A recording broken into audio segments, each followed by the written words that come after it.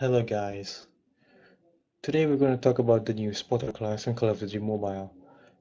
So the spotter class here that I'm going to talk about soon is a new BR class that's released like a week ago, which I just got in the very last day. So today we're going to talk about those per upgrade. So first, stats and the capabilities of the main skill. So the main skill of the spotter will allow you to designate a certain area to be bombed with a laser.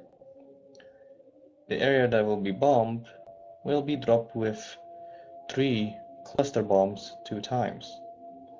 Since there are going to be 2 bombing runs, the first run will drop 3 bombs, and then the second run will drop also 3 bombs. The 3 bombs are dropped in the shape of a triangle. So the triangle's orientation per bombing run is quite random, so it's not really predictable. The range that you can use this skill is around 130 meters. Upgrades will not increase the range of the skill. So yes, you cannot use this over 130 meters. If it can do that, it's going to be quite strong, since you can just designate it from like a mile away or the other side of the map, which will be kind of OP. So yeah, you can only cast it to 130 meters, no more or less. Upgrades doesn't affect this. The recharge time of the main skill for the stock one, which is the one you don't upgrade yet, will be around 1 minute and 10 seconds, which is pretty long. I don't have any other skills to compare it to, so I don't know if this is like average, faster or slower. And then you got the upgraded version, which will have a recharge time of 1 minute, which is a 10-second decrease from my measurements, which is about a 16.7% reduction. Well, you're going to upgrade this anyway, so you're going to mostly get the 1 minute recharge time. And now let's talk about the passives. So, the passives that you get for this class is that you have the ability to, well, spot enemies that are gliding with your minimap and the compass on the top of your HUD, and the increase of reload speed for the launcher category of weapons. So I started like investigating in the reload speed category of the passives.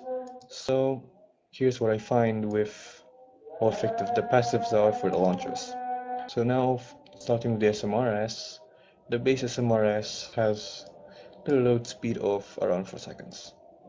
And with the BR Spotter class at level 1 or the stock level, you'll get around at 3.3 seconds reload time, which is quite of a decrease there, which is quite noticeable. Well, it's even more noticeable at level 2, which is the upgraded version of the spotter, which will reduce it down to 2.6%, which will reduce it down to 2.6 seconds, which is around a 40 something percent decrease, which is quite good, making it like almost as fast as the FHJ 18 without the spotter class equipped. So you're going to get like around FHJ 18 types of reload speed with this level 2 class. And now let's talk about the FHJ 18's reload speed now. So the base FHJ 18 speed is basically half of the SMRS's, which is 2.4 seconds, around that. At level 1, it decreases to 2.1 seconds. Not really much, but it is a decrease, so it doesn't matter. At level 2, it decreases it to 1.6 seconds, which is faster, which will allow you to bust tanks a lot faster with this, because this will allow you to spam your FHJ 18 a lot faster. And now let's talk about the secondary passive, or the other passive, The other passive is the ability for you to show enemies that are using their that to show enemies using their gliders on the minimap and on the compass.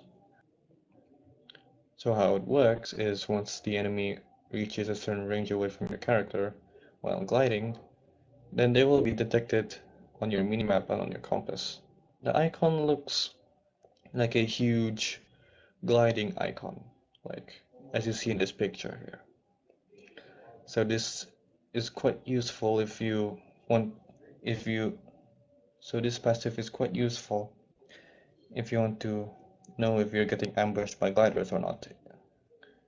So you can make sure if you're safe or not. So this passive is quite useful to tell you on if you're being ambushed by gliding enemies or not. So for my opinions on this class is a very good anti-vehicle class.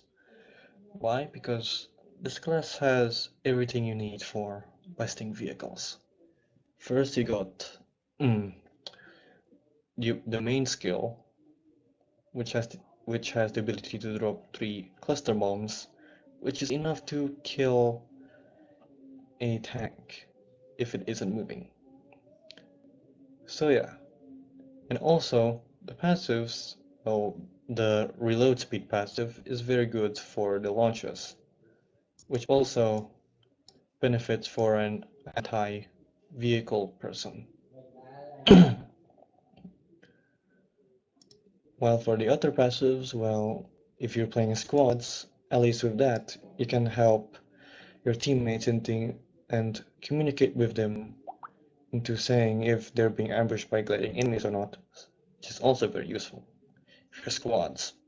Maybe solo as well if you're trying to get airdrops, so it's also useful for solos, but it's quite beneficial on squads. I can really think of that.